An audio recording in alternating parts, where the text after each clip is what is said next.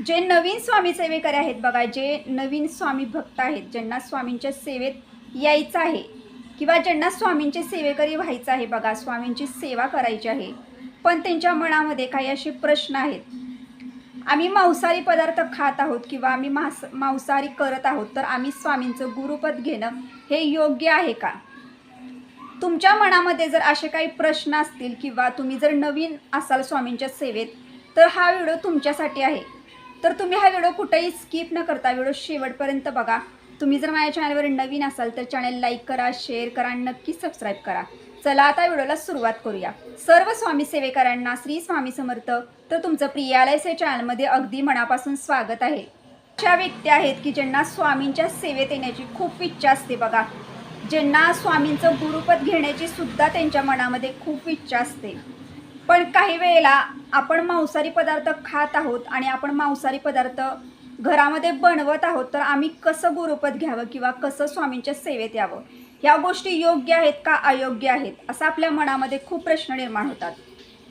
तर तुम्हाला पहिल्यांदा एक गोष्ट सांगते की तुमच्या मनामध्ये जेव्हा विचार निर्माण होते की मला स्वामींची सेवा करायची आहे किंवा मला स्वामींच्या सेवेत यायचं आहे, मला सुद्धा स्वामींचं गुरुपद हे घ्यायचं आहे यावर्षी आणि मला सुद्धा स्वामींचा भक्त व्हायचा आहे, ही जेव्हा तुमची इच्छा होते ना मनातून, तर तुम्हाला पहिल्यांदा सांगते की ही इच्छा तुमची होत नाही, तर ही इच्छा स्वामींची असते. स्वामींनी तुम्हाला स्वीकारलेलं असतं आणि स्वामींनी तुमची निवड केलेली असते बघा. स्वामींनीच तुम्हाला एक सेवेकरी म्हणून निवडलेलं असतं आणि जेव्हा स्वामी आपल्याला सेवेकरी म्हणून आपली निवड करतात किंवा स्वामींना सुद्धा वाटतं की ह्या भक्तानं किंवा ह्या व्यक्तीनं माझ्या सेवेत यावं, तेव्हाच आपली सुद्धा इच्छा होते बघा की जेव्हा आपण स्वामींच्या सेवेत येतो तेव्हा आपल्याला मांसाहारी पदार्थ हे वर्ज्य करायचे असतात. ह्याचा अर्थ असा नाही की तुम्ही मांसाहारी पदार्थ खाता किंवा तुम्ही घरामध्ये मांसाहारी पदार्थ बनवता, इतर व्यक्तींना बनवून देता म्हणून तुम्ही स्वामींची सेवाच करायची नाही का तुम्ही स्वामींच्या सेवेत यायचं नाही का? तर असं कधीही नाही. सेवा ही आपण मनापासून करतो. आपलं मन शुद्ध ठेवायचं आणि आपल्याला सेवा करायची आहे. तुमच्या मनामध्ये स्वामींची सेवा करण्याची इच्छा निर्माण झालेली आहे बघा, हे खूप मोठं आहे, कारण स्वामींनीच तुमची निवड केलेली आहे. जे पण स्वामी भक्त आता नवीन आहेत बघा आणि त्यांना खरंच मनापासून वाटते की मला स्वामींची सेवा करायची आहे, मला सुद्धा बघा गुरुपद घ्यायचं आहे. जेव्हा आपण स्वामींच्या लीला ऐकतो, जेव्हा आपण स्वामींचे अनुभव इतरांकडून ऐकतो ना, तेव्हा आपली इच्छा आपल्या मनातून खूप होत जाते आणि खूप आपल्याला वाटतं की मला सुद्धा स्वामींची सेवा घरामध्ये करायची आहे. आणि अशा काही गोष्टींमुळे आपण सेवा करण्यापासून आपल्या मनाला थांबवतो बघा. तर असं करू नका. तुमची इच्छा झालेली आहे ना स्वामींच्या सेवेमध्ये यायची, तुम्ही नक्कीच ह्या वर्षी स्वामींचं गुरुपद घ्या. केंद्रामध्ये जवळपास जावा. केंद्रामध्ये जर घेणं शक्य असेल तर केंद्रामध्ये जाऊन घ्या, नसेल तर घरी कसं अगदी साधं सोपं गुरुपद आपल्याला कसं घ्यायचं आहे, कोणते मंत्र पठण करायचे तीर्थ घेताना किंवा कोणती स्वामींना प्रार्थना करायची आहे बघा, ह्याविषयी सुद्धा सविस्तर माहिती आहे. व्हिडिओ सुद्धा आपल्या चॅनलवरती आहे, तो तुम्ही एकदाच नक्की बघून घ्या आणि तुम्ही स्वामींचं गुरुपद घ्या. तुम्ही स्वामींचं गुरुपद ज्या दिवशी घेणार म्हणजे गुरुपौर्णिमेपासून ना पुढच्या गुरुपौर्णिमेपर्यंत ना स्वामी महाराज तुमच्या पूर्ण आयुष्याची जबाबदारी स्वीकारतात. जेव्हा आपण स्वामींच्या सेवेत येतो, जेव्हा आपण स्वामी महाराजांना आपले गुरु मानतो आणि तुम्हाला सांगते की स्वामी महाराज हे ब्रह्मांडाचे ब्रह्मांड नायक आहेत, त्यांना सगळं माहिती असतं, ते जगाचे चालक पालक मालक आहेत, त्यांना सर्व गोष्टी माहीत असतात. तुमच्या मनामध्ये काय आहे किंवा माझ्या मनामध्ये काय आहे, ह्या जगामध्ये काय घडत आहे, सर्व त्यांना माहिती असतं. ज्या व्यक्तीला वाटते ना की स्वामींची सेवा करावी आणि जी व्यक्ती असे पदार्थ खात आहे म्हणून ती स्वतःला थांबवत आहे, तर असं कधीही करू नका. स्वामी महाराज आपलं शुद्ध अंतकरण बघत असतात, आपल्या मनामधील श्रद्धा बघत असतात. स्वामींचं गुरुपद स्वीकारलं आणि तुम्ही स्वामींच्या सेवेत आला आणि हळूहळू तुम्ही सेवा करू लागला ना स्वामींची, तर तुम्ही जे पदार्थ खात आहात ना आत्ता, ते पदार्थ तुमचे हळूहळू नक्कीच बंद होतील बघा. आपण जेव्हा स्वामींच्या सेवेत येतो ना, तेव्हा आपल्याला असे पदार्थ खायची आपली इच्छा पूर्णपणे निघून जाते बघा. घरामधल्या व्यक्तींच्या सुद्धा असे पदार्थ खाण्याची इच्छा ही निघून जाते बघा. त्यांना सुद्धा असे पदार्थ खाण्याची वारंवार इच्छा होत नाही. यासाठी पहिल्यांदा तुम्ही घाबरू नका की मी स्वामींची सेवा मला करायची आहे, स्वामींचं गुरुपद घ्यायचं आहे, पण आमच्या घरामध्ये असे पदार्थ बनवले जातात, तर मी गुरुपद घ्यावं का? तुम्हाला सांगते की आयुष्य जगत असताना ना आपल्या प्रत्येकाच्या आयुष्यामध्ये गुरूंचं स्थान ही खूप महत्त्वाचं आहे. आपल्या प्रत्येकाच्या आयुष्यामध्ये गुरु असणं हे खूप म्हणजे खूप महत्त्वाचं आहे बघा. स्वामींसारखे गुरु जर आपल्याला मिळाले तर आपल्या आयुष्यातील अडचणी, संकटे, दुःख जे पण आहेत ना, त्यातून तुम्हाला नक्कीच मार्ग मिळेल. आणि ह्या जगामध्ये असा एकही व्यक्ती नाही की त्याच्या आयुष्यामध्ये कोणतंच दुःख नाही, कोणतंच अडचण नाही किंवा कोणतीच समस्या नाही बघा. आपण आपल्या आयुष्यामध्ये दररोज कोणत्या ना कोणत्या समस्येला, प्रत्येक अडचणींना हे सामोरे जात असतो बघा.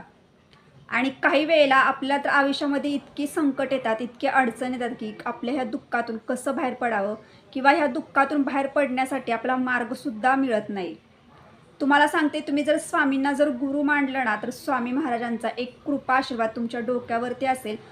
तुमच्या आयुष्यामध्ये संकट अडचण जेव्हा पण येईल ना, तेव्हा त्यांचा एक मायेचा हात तुमच्या डोक्यावरती असेल आणि तुम्हाला त्या प्रत्येक संकटातून, त्या अडचणीतून सुद्धा मार्ग मिळेल बघा. तुम्ही त्यांची सेवा तरी करून बघा, तुमच्या आयुष्याचं ना सोनं होईल. कारण हा खूप स्वामी भक्तांना आलेला अनुभव आहे बघा.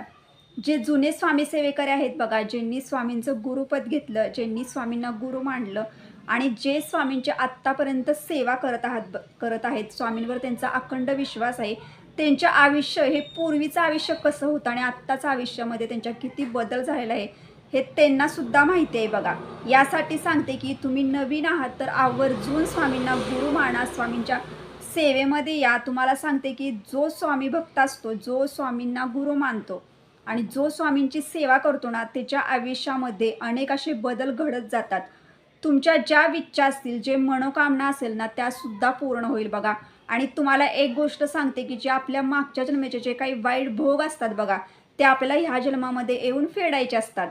आणि जेव्हा ते भोग आपण फेडत असतो त्यावेळेलाच आपल्यावरती अडचणी, संकटे, दुःख येत राहतात. आणि ह्या दुःखातून, ह्या संकटातून, अडचणीतून मार्ग मिळवण्यासाठी आपल्याला स्वामींसारखे जर गुरु असतील तर नक्कीच आपल्याला ह्यातून मार्ग मिळत जातो, ह्यातून आपण बाहेर पडतो. आणि मोठमोठ्या संकटातून आपण केव्हा बाहेर पडलो हे आपल्याला सुद्धा समजत नाही. त्यामध्ये कोणतीही शंका आणू नका, स्वामींच्या सेवेत या. आता तुम्ही स्वामींचं गुरुपद ज्या दिवशी घेणार त्या दिवसापासून तुम्हाला स्वामी महाराजांना गुरु मानायचं आहे. तुम्हाला सांगते की त्या दिवसापासून बघा पुढच्या गुरुपौर्णिमेपर्यंत तुमच्या आयुष्यामध्ये किती बदल झालेला असेल हे तुम्हाला सुद्धा समजेल आणि तुम्हाला सुद्धा ना स्वामींच्या सेवेचा अनुभव नक्कीच येईल. फक्त सेवा ही तुम्हाला मनापासून करायचं आहे, श्रद्धेनं करायचं आहे बघा. स्वामी महाराज हे आपलं मन बघत असतात, आपली श्रद्धा बघत असते आणि आपण मनापासून, हृदयापासून जी सेवा करतो ना, त्या सेवेचं फळ हे आपल्याला नक्कीच मिळतं बघा. असं नाही की दिखावाची सेवा कधीही करायची नाही, दिखावा करून कधीही सेवा करू नका. स्वामी महाराजांना सगळं समजत असतं. तुमच्या मनामध्ये स्वामींविषयी विश्वास पाहिजे की मी स्वामींची सेवेकरी आहे किंवा स्वामींचा मी भक्त आहे आणि स्वामी महाराज माझ्या आयुष्यामध्ये आता इथून पुढे जे पण घडणार आहे ती तुमचीच इच्छा आहे आणि ते सर्व मी स्वीकारणार आहे बघा. ही स्वामींना तुम्हाला प्रार्थना करायची आहे. आता तुम्ही नवीन स्वामी सेवेकरी आहात आणि स्वामींचं तुम्ही गुरुपद घेतलेलं आहे बघा, तर त्यासाठी तुम्हाला सांगते की तुम्हाला हळूहळू ना घरामध्ये आता सेवा सुरू करायची आहे. तुमच्या देवघरामध्ये छोटासा स्वामींचा फोटो आणून ठेवा तुम्ही आणि त्यानंतर दररोज तुम्ही सेवा करा. आता दररोज तुम्हाला कोणत्या सेवा करायच्या तर बघा, तुम्ही नवीन आहात म्हटल्यानंतर हळूहळू तुम्ही म्हणजे थोडं सेवा करायला सुरुवात करा. असं नाही की एकदमच तुम्हाला खूप सेवा केल्या पाहिजेत. हळूहळू सेवेला सुरुवात करा. सुरुवातीला तुम्ही स्वामींचं नामस्मरण करू शकता. आपल्या घरामध्ये जी माळजेप असते बघा, त्याच्यावरती तुम्ही दररोज स्वामींचं 11 माळी नामस्मरण करू शकता. 11 माळी दररोज नाही शक्य झालं तर तुम्ही 1 माळ सुद्धा स्वामींची करू शकता दररोज. त्यानंतर आता दररोज म्हणजे थोडं सेवा वाढवायच्या. तर दररोजच्या बघा नित्यसेवा सुद्धा तुमची इच्छा असेल तेव्हा तुम्ही सुरू करू शकता. आता इच्छा असेल तेव्हा सुरू करू शकता असं का म्हटलं, कारण मनामध्ये ना सेवेची तळमळ पाहिजे, मनामध्ये सेवा करण्याची इच्छा पाहिजे. मी सांगितलेलं आहे की तुम्हाला हे करायचं आहे म्हणून तुम्ही करत असाल तर तसं चालणार नाही, तशा सेवेला काही सुद्धा अर्थ राहणार नाही बघा.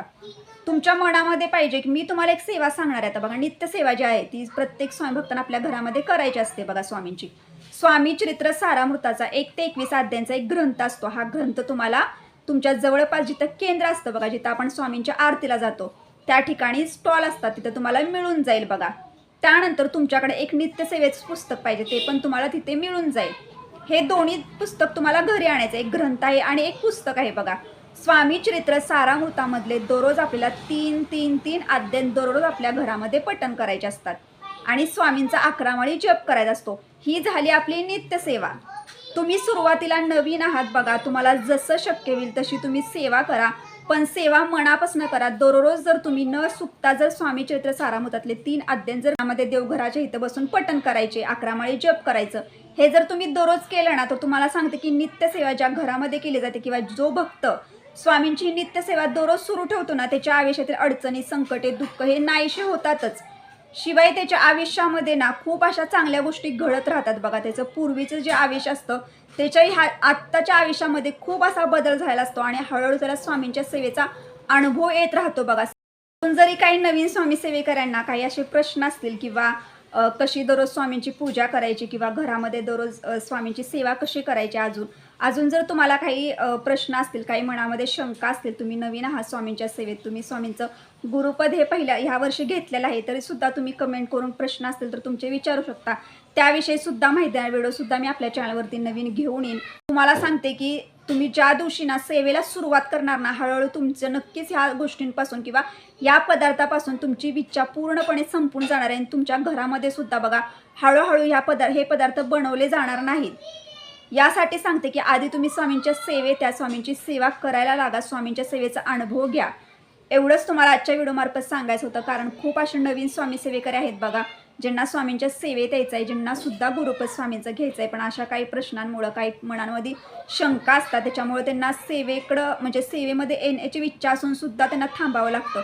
तर असं मनामध्ये न आणता तुम्ही ह्या वर्षी नक्कीच आपल्या स्वामींचं गुरुपद घ्या आणि स्वामींची जास्तीत जास्त सेवा करा. स्वामी महाराज नक्कीच तुमच्या पूर्ण आयुष्याची, तुमच्या कुटुंबाची जबाबदारी हे स्वामी घेत असतात जेव्हा आपण स्वामींच्या सेवेत येतो. तर आजच्या व्हिडिओमार्फत मी तुम्हाला जी माहिती दिली, ती माहिती जर तुम्हाला आवडली असेल तर लाईक करा, शेअर करा आणि नक्कीच सबस्क्राईब करा. भेटूया तर नेक्स्ट व्हिडिओमध्ये. पण सर्व स्वामी सेवेकरांना श्री स्वामी समर्थ.